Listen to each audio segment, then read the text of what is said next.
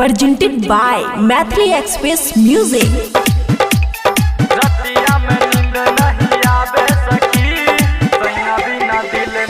Music by DJ Guduraj. सैया गहले कमाएल बहरा मन लागे न अब नहीं हमारा सैया गहले कमाएल बहरा मन लागे न अब नहीं हमारा अब कट नहीं रात कोना बतया है बात अब कट नहीं रात कोना बतया है बात सैया बिना दिल नहीं लागे सखी रतिया में नींद नहीं आवे सखी सैया बिना दिल नहीं लागे सखी रतिया में नींद नहीं आवे सखी सैया बिना दिल नहीं लागे सखी। डीजे गुड मधुबनी रतिया में नींद नहीं आवे सखी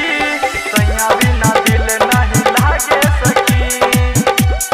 दिल नहीं लागे सखी सैया बिना अब नहीं रहाला ओकरा बिना अब जी घबराला सखी हो अब तो के क्या बताई ओकरा बिना अब कुछ ना बुझाई ओकरा बिना अब कुछ ना बुझाई सैया बिना अब नहीं रहाला ओकरा बिना अब जी घबराला सखी हो अब तो के क्या बताई ओकरा बिना हो कुछ ना बुझाई सैया के आवे बड़ी याद हम तो रोई दिन रात सैया के आवे बड़ी याद हम तो रोई दिन रात कैसे हम तो के समझाई सखी रतिया में नींद नहीं आवे सखी सैया बिना दिल नहीं लागे सखी रतिया में नींद नहीं आवे सखी सैया बिना दिल नहीं लागे सखी। डीजे गुड मधुबनी रतिया में नींद नहीं आवे सखी सैया बिना दिल नहीं लागे सखी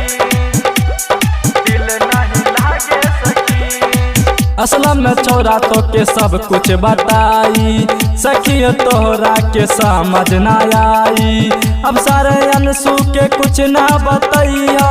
नात हम के खूबे सताई नात हम के खूबे सताई असलम में छोरा तो के सब कुछ बताई सखी हो तोहरा के समझ ना आई अब सारे अनसू के कुछ ना बतैया नात हम के खूबे सताई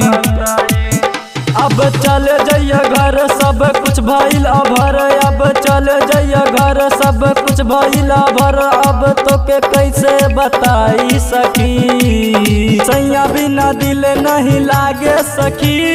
रतिया में नींद नहीं आवे सखी सैया बिना दिल नहीं लागे सखी रतिया में नींद नहीं आवे सखी।